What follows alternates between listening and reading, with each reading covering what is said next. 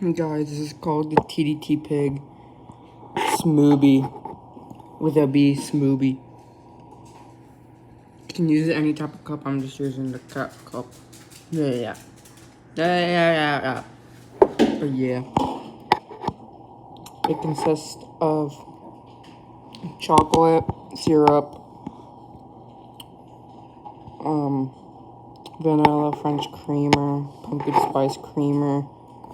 Let me show you the protein powder that I used for it.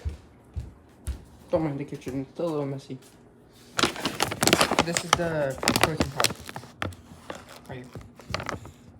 It's the chocolate peanut butter one.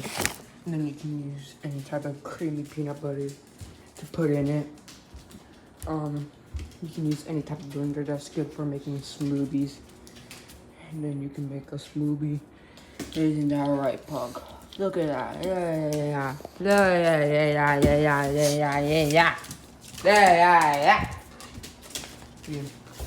Make the Tdtpig smoothie.